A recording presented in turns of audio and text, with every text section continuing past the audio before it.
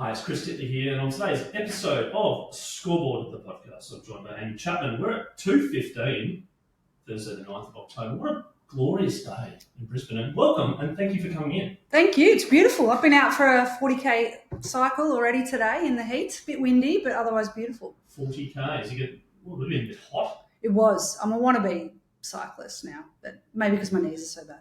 When did you start cycling? Oh, I'm a very casual cyclist. Have all the gear, no idea, but probably post-football really. But to be honest, I don't have time with a toddler. So Yeah, no, and so where did you cycle? just did the River Loop this morning. Beautiful round Brisbane River. It's a bit of a classic. And I live on the River Loop, so it's helpful. Oh, that's good. Yeah. And did you stop and get a coffee after with all your people? And Halfway through, always. All your gear? Yeah, halfway through. Halfway through? Yeah, at South Bank, beautiful little spot there.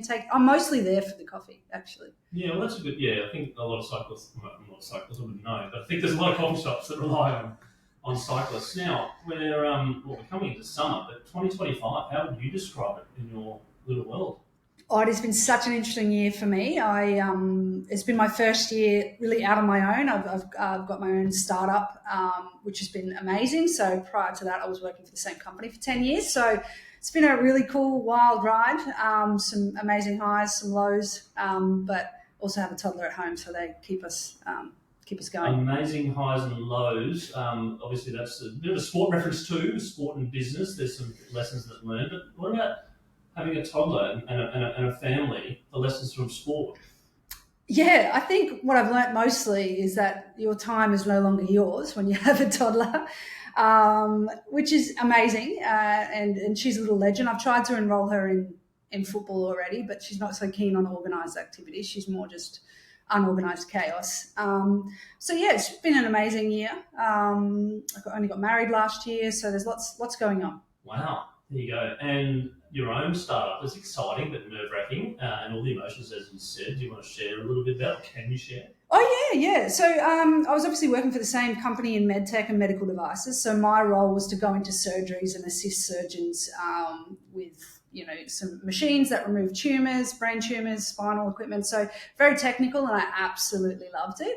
But it was interesting how having a child, so I went on maternity leave, just changes what you want in life, the pace and the things that you're really passionate about. So I think I never came back with the same passion after being on maternity leave. So that kind of was that moment in time where I thought, actually, you know what, I want to do my own thing here. So I've got a business that helps athletes in particular get into MedTech and get into rewarding careers, transitioning to rewarding careers and upskilling them. So we've got a course.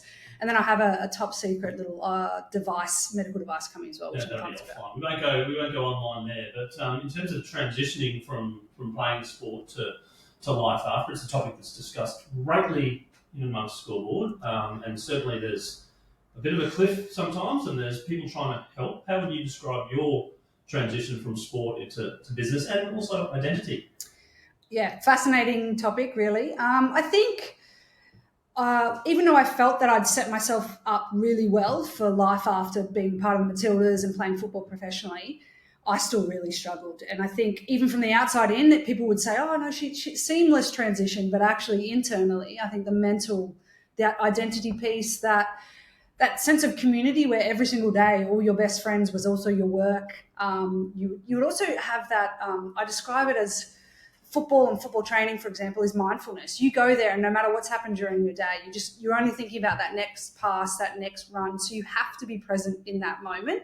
And I think it's taken me years to be able to replace that mindfulness that sport brings. And also you never quite get that adrenaline rush that you had before. So although I transitioned into a sales role, which I think is excellent for sports people, and into something that involves the human body, which we're clearly passionate about, it was a tough journey, and that's why I'm so passionate about, helping others. Yeah, that connection to something, I suppose, and the repetitiveness, and also you're getting paid for it as a job, and then all of a sudden it's not. The difficulties, I'd imagine, very, very high, and some people might go, oh, you're sports, it's not. Like, you're a human being, right? Absolutely, and I think it's the big community factor, because all of a sudden, once you're out, you don't actually have time to go and catch up with a lot of those friends as well, and you actually then don't have as much in common with them as you thought you did, because you're now working full time. You've got to be in this corporate vibe, and I think a lot of athletes struggle from that transition from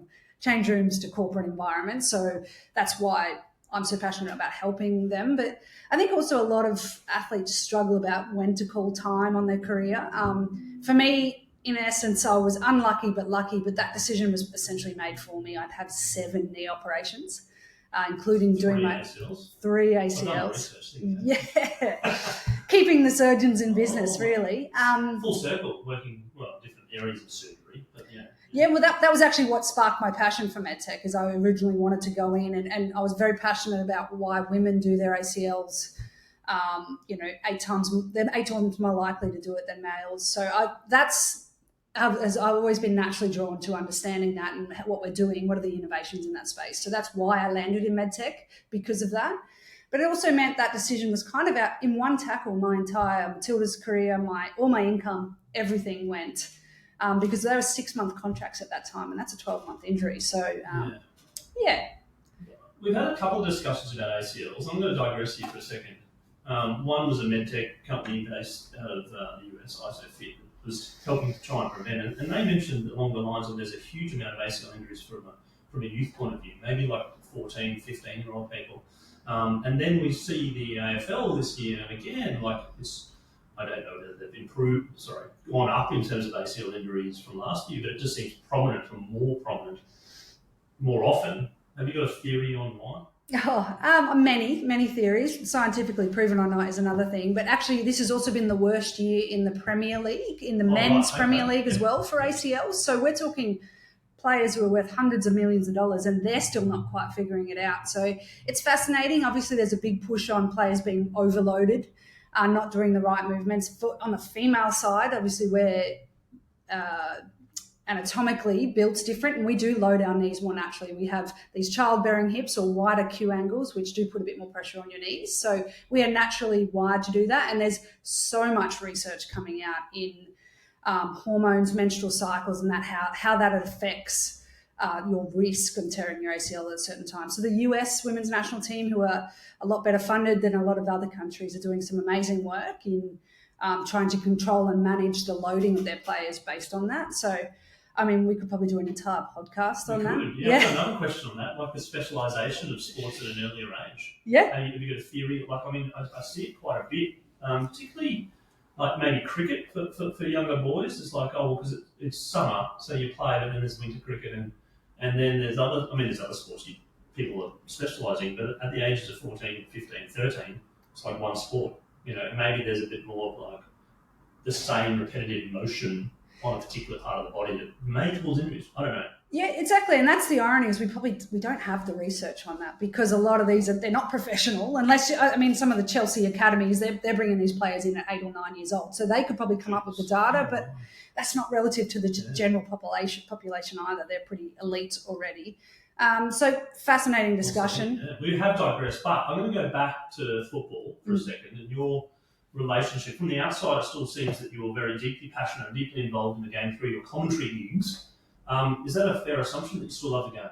Very much so. I think it's been an incredible 4 or 5 years for the Matildas, for football, but and more generally for women's sports. So I'm very much at the forefront of that, and I love to see that rise in interest. But yeah, incredibly passionate. I love the commentary side of things. It's, although I couldn't be involved in the most recent World Cup as a player, that was probably the next best thing. I got to be the voice of those games, including the World Cup final. So I think that's amazing. And they're also still all my friends. So there's a fine line, actually, because you have to sometimes be critical as a pundit as well. You have to criticize these people who you played and spent day in, day out with. I've had a couple of parents message me saying I'm a bit harsh here or there, but it's part of the game, and I love it, and I'm confident enough to give a strong opinion on those things. So I enjoy it. The commentary gig, where did that come from? Because that's something that's I'm a little bit curious about myself, but also like I'm going, it seems like it's an art / skill, because if I watch sport, I'd be like, oh yeah, oh that's good, oh nice, but actually pinpointing for people listening must be a little bit tricky to start with. It is an art, and I think how I am casually watching at home on the couch, I can tell you I'm very different to how I am. Oh, come on. Yeah. Like, what's she talking about? Yeah, no, I'm a bit more controlled in the commentary box. But it is an art. We've seen so many people attempt this across different sports, particularly ex-players. There's a real art in bringing the right tone to your voice, but also really adding colour and value to what you're saying. It's not just stating the obvious. I think that there is a real art, and people just get a little bit tongue-tied and all these sorts of things. And I think one of the hardest things is actually you're often calling teams. It's easy when I'm calling the Matildas because I know it inside out. I don't even have to do any prep. But when you're doing South Korea versus North Korea, very difficult to find background information on the North Koreans. So that there's an art in the pronunciations and that history and trying to add colour when it's pretty tough when you get probably 7 seconds to do it. Yeah, and the data point of view as well, like going, memorising maybe where they've come from, the clubs that they've played for, the types of this is their leading goal scorer, etc. How much time goes into that? Many days. So I was actually the first female co-commentator as well of the A-League men's, which is, for me, I'm passionate about that because we're trying to get more visibility of women all across sport, whether that be on boards or in CEO positions, referees, whatever. I also think it's really important that we change the way it sounds as well. So that was something that was incredibly important to me. But because I naturally love watching football, it does come naturally to me. If you turn around and said, Amy, co-commentate a basketball game, I would struggle because I haven't followed that my whole life. You don't have the strategy. You don't not reading the plays and understanding you played your whole life. In terms of overload of football, your relationship with football, can you talk about that from an early age? Again, from Albury to now, where you're at now, the ups and downs, and where there's points where you're like, I just don't want to talk about, I just don't want to think about football. Yeah, I think I started playing when I was about 7, and only because my brother was playing and it was easy for us. Mum was taking my twin sister and I to trainings anyway, so we were sitting in the car, so she thought you may as well jump out and join in. And then we loved it, and my brother was super competitive. He was constantly pushing us. And having a twin also meant we were constantly trying to outdo each other, and you also have someone to pass to at all times, so that's helpful. So that's where shoot against. Exactly. Two-player game. Exactly. I only played with boys up until I was 16. I'd never played in a females team, so that was unique. And I loved it. In fact, I went a little bit too far and got a little undercut, just wanted to be one of the boys, wanted to blend in, genuinely wanted to play for the Socceroos. Didn't realise that wasn't an option. Hadn't heard of the Matildas at that time, so I'm so glad that has changed and that visibility has changed. But yeah, I think for me, I've always loved the game. I think the hardest time to love the game was maybe the first 2 or 3 years after retiring, and that, you'd sort of have a bit of a conflicting feeling watching the Matildas going, that would have been me. I would have been on that tour.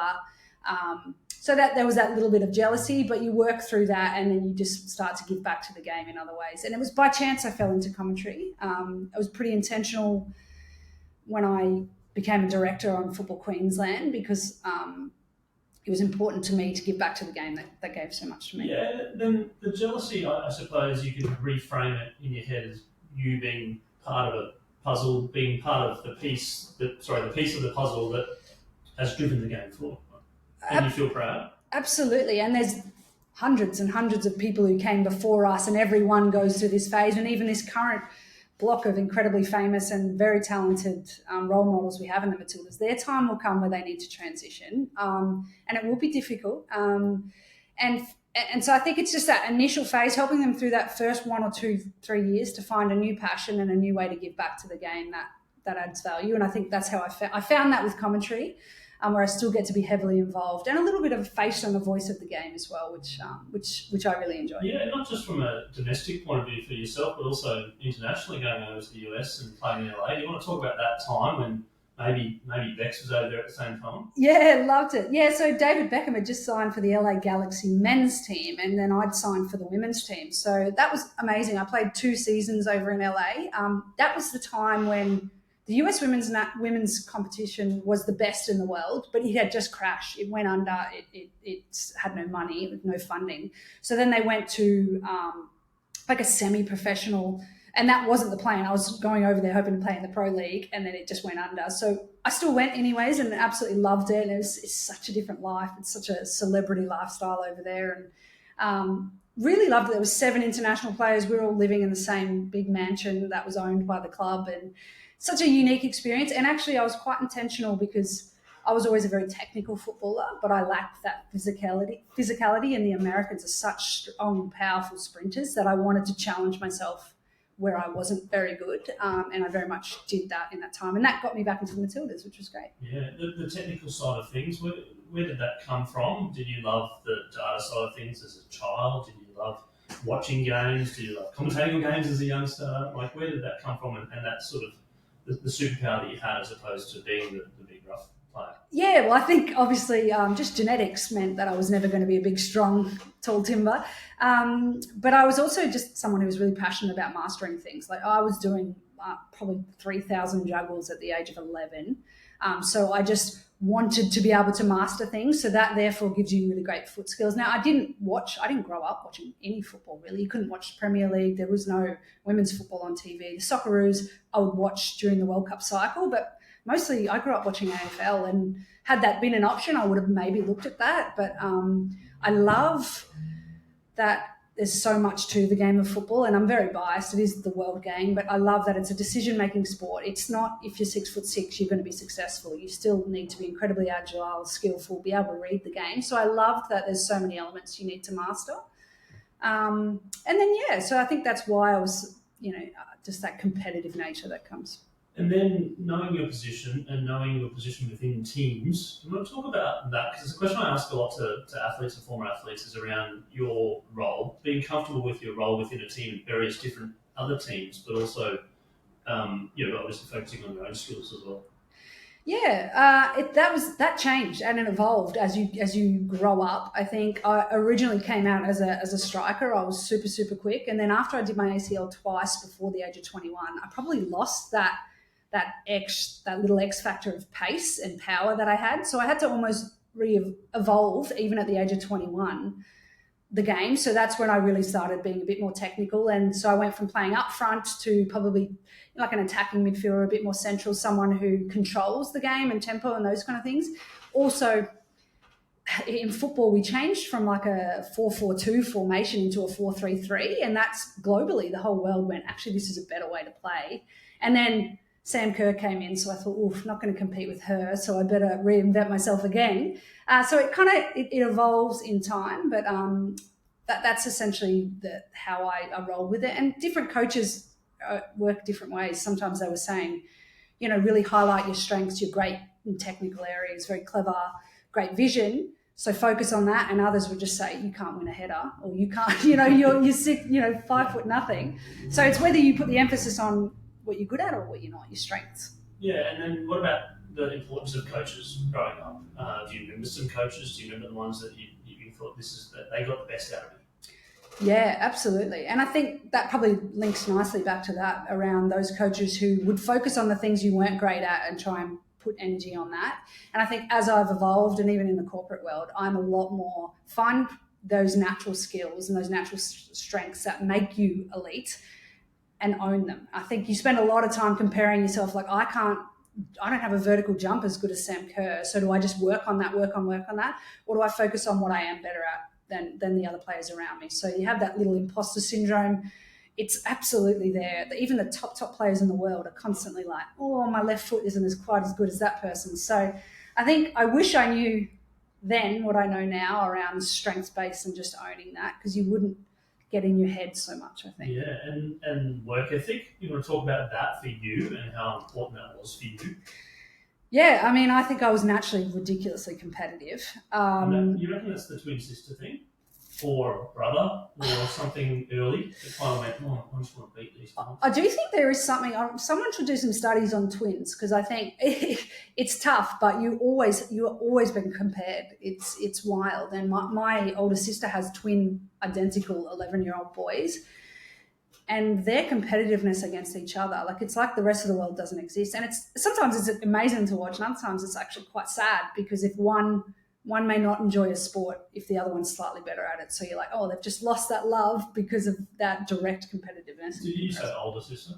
Yes. Sister? Yeah, older sister. Yes, and my older sister has twins. We've got twins everywhere in our family. So not your older twin or younger twin? No. So I've got an older sister, then I've got a twin and a brother. And in your twin, who's the oldest or youngest? Oh, yeah, I lost that race, actually. My twin is older. So maybe there could be a little bit of from birth competitiveness going. And she brings that up often. 10 minutes? Or? 5. She won the race to life. So there you go. So you're like, from that, you're like, no, I'm going to win this race. Yeah.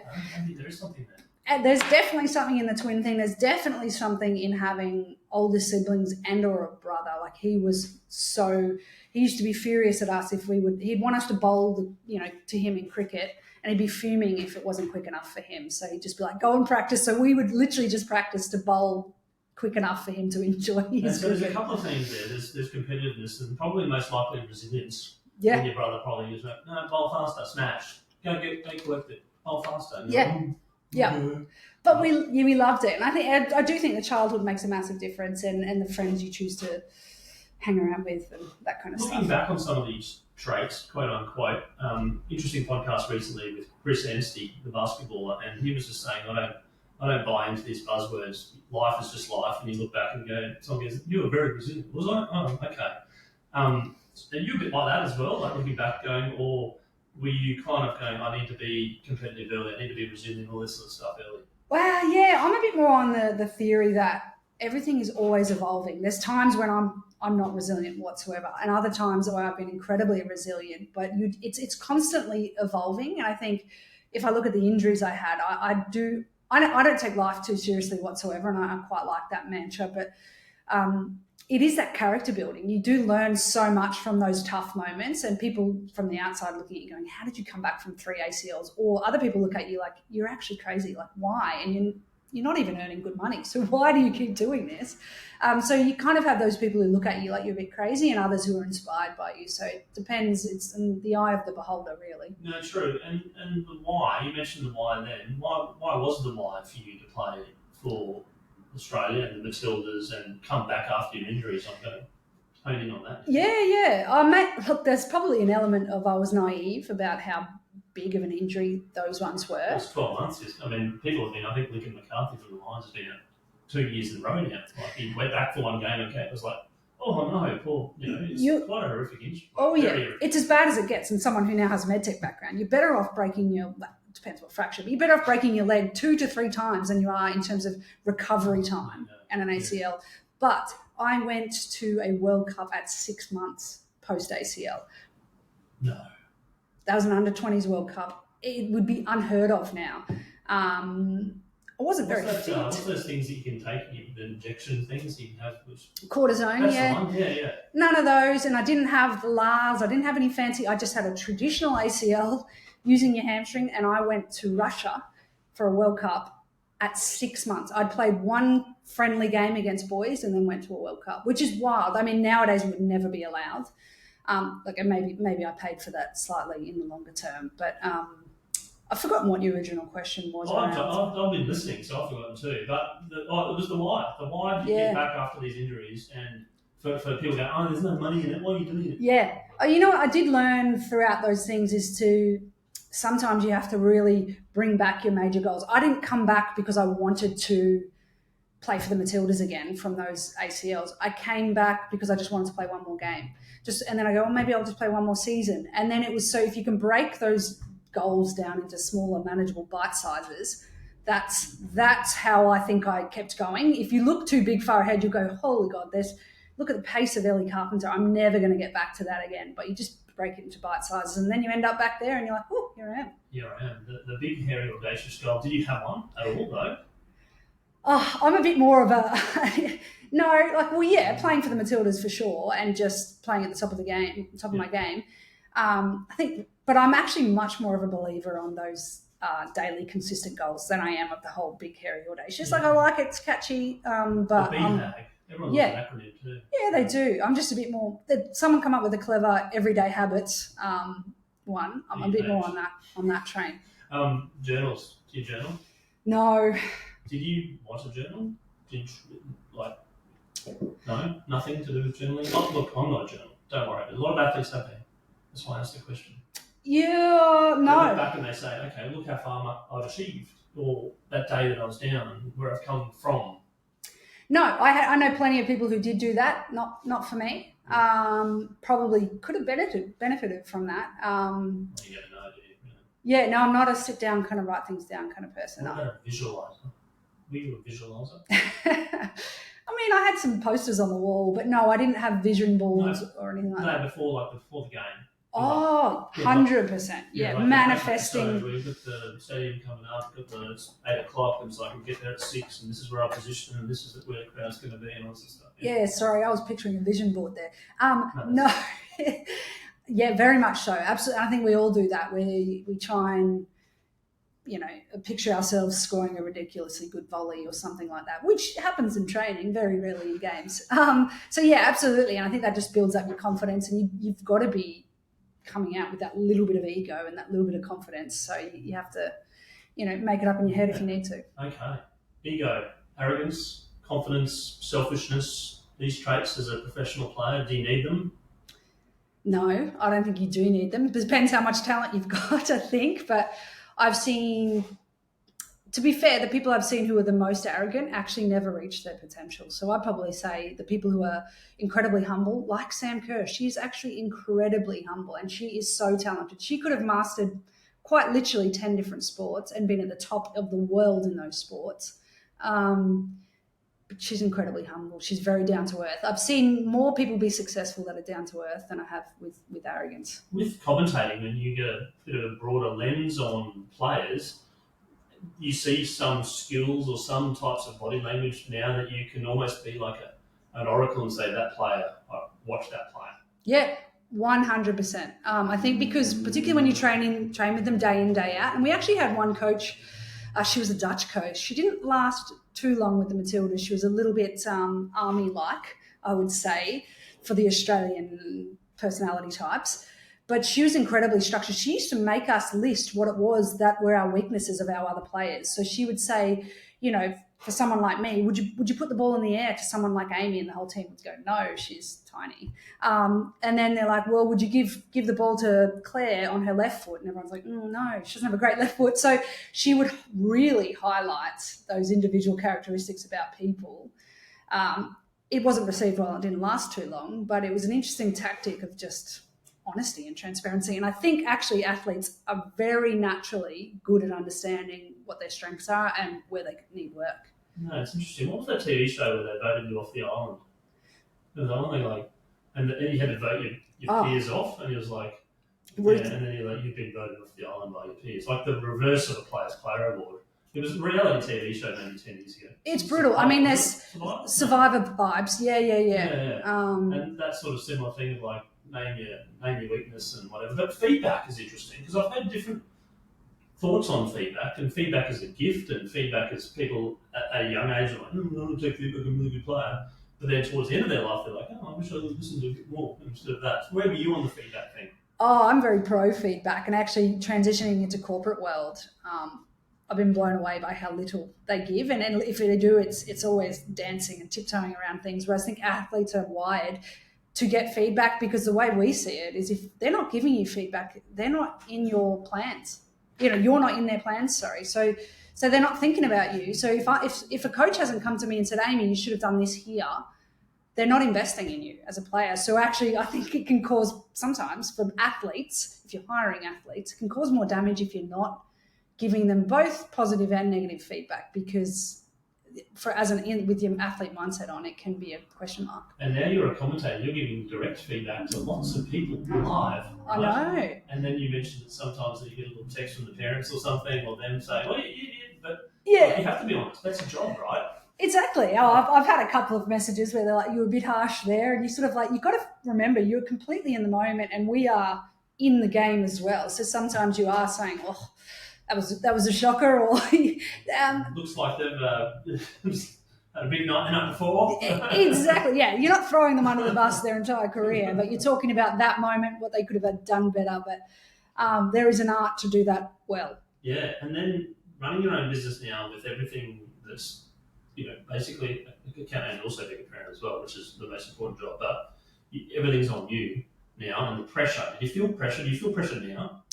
Yeah, yes and no. I love a bit of pressure. And I think I transitioned into a sales role. It was deeply technical in MedTech, but I actually love that for athletes as well, because we love being rewarded on performance. And I think sales roles do that really well. So if you are hiring an athlete or you're thinking about that, I think that's a great thing to think, give them uncapped opportunity. And I thrived on that. The better I did, the more money I made, or the more opportunities that came for you. I would struggle in a corporate role where I'm next to someone who's doing a terrible job and I'm doing a great job, and we're getting rewarded the same. So I love that. And so even in the other roles that I'm doing now, I've got more than enough intrinsic drive to be successful in whatever it is.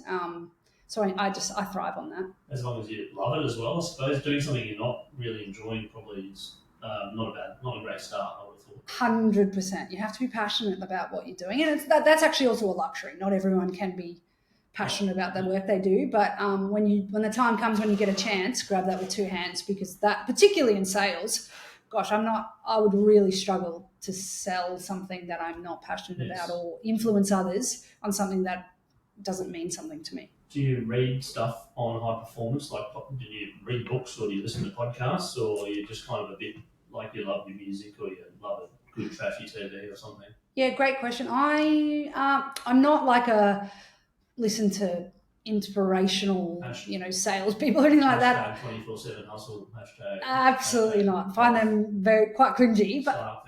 Yeah, no, I'm probably a closet nerd. I'm a closet learner. So I'll listen to a podcast on the history of some sort of medical something or other. Like, love that kind of stuff. I'm like you're a learner. I'm you're a nerd. Learner. I am. And you're confident, and you're competitive, and you're resilient. Lots of traits of high performers per se, even though some people say you just do it right. You're not doing it to be a high performer. Now, we've got some other questions in around the Scoreboard podcast, which I do with some guests, which is fun. The first one is your all-time favourite sporting moment. I think I might know what it is, but I don't. I mean, I preface this that it shouldn't include yourself. Yes, and it wouldn't. Because that gets people out of their comfort zone. They go, that's the time that I scored it. Not about you. Yeah, no. Look, a few come to mind. A couple of years ago, I probably would have said the Kathy Freeman 2000. What a moment. Oh.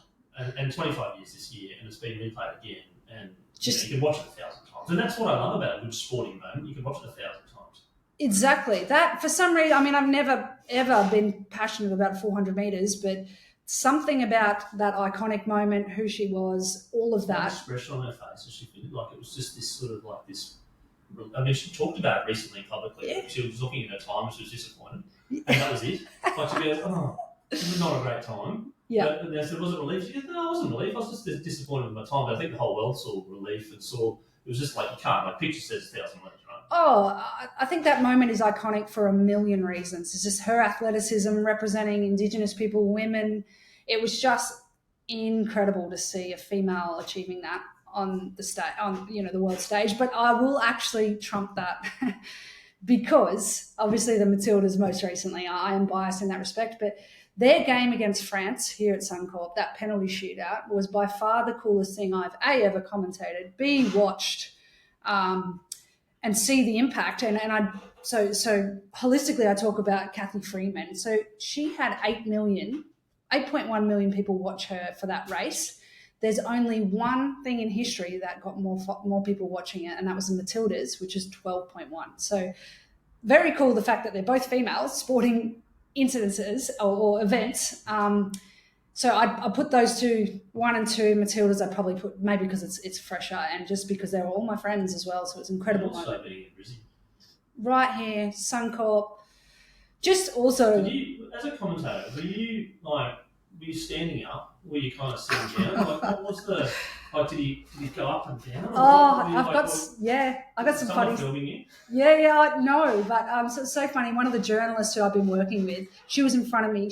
When we won, she dislocated her shoulder celebrating, like punching the air fist. I threw my phone by accident, 7 rows ahead of me just from celebrating.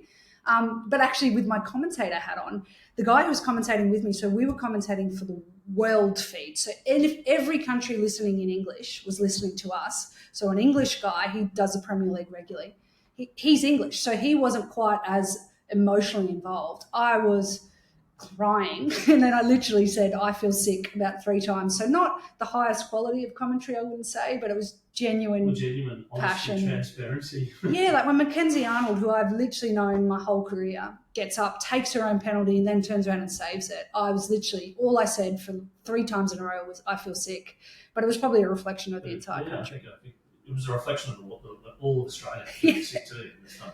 Yeah. And just the highs and lows. What a moment, by the way, and great to reminisce because we could talk about that and watch it 1,000 times. Where were you when that happened? I was at my neighbour's house. So I'd been at the Brisbane Lions game with my 2 sons, and we left at 3/4 time because both games were finishing at the same time. And we're like, we got to get back to this Matildas game, right? So we get back and we get an Uber. We're like watching it in the TV, and we get home and it was just full time into extra time. Right? Yeah. And so then we rush over to the neighbours where there's about 4 different neighbours together, and they're all watching in this pool house together, and mums and dads are like, and we're like, yeah, no, we saw, we're in the taxi, and then we just watched the shootout with I'd say about 20, or 4 families, in front of this pool house, and just like literally just screaming. Yeah. Screaming. And then I've got a video of it, but That's incredible. I think it was just the brought communities, brought everyone together. Yeah. You hear people like, who were at the Gabba, and the entire Gabba stopped, all the players stopped, all stopped and watched. We hightailed. I guess Adelaide, and sorry, even at the MCG, it was that one there, and I think actually Fed Square was absolutely packed. Sorry, Lions, not that night, but we left early because there was something more important. I wouldn't say partially to do with the traffic, but the fact that it was an exciting game as well that we were going to get home, because everyone's like, are you watching this game? You're like, yeah, we are. And they're like, no, we're watching this game now. Yeah, and awesome. People stop me all the time and say where they were in that moment. I have friends, obviously I worked in surgery a lot, so I had friends who were literally like, we had 4 operating theatres where they had it up on their phone showing, and everyone was watching it as well. I'm like, that's just, it's iconic and it's amazing. It was obviously my good friends, but more importantly, women and football, I think. Such a good moment and a good elevation from where we are now, and hopefully more elevation as well. Now, Scoreboard does have a sponsor in SwiftX, which is Australia's Australia's most trusted crypto exchange with over 1.1 million users in Australia and New Zealand. As part of that sponsorship, we do a little segment called the Bucket List, and that is a sporting event that you haven't attended live thus far that you would love to attend as part of the new campaign. Where can crypto take you? Where could crypto take you, Amy? I would love crypto to take me probably to Brisbane 32, which means probably be a cheap trip for them given we're in Brisbane. But we never. If we get tickets, it's going to be hard to get tickets, but if we can get watch live, it'll be incredible. I think the Olympics, probably more generally the Olympics. The Matildas didn't qualify for the whole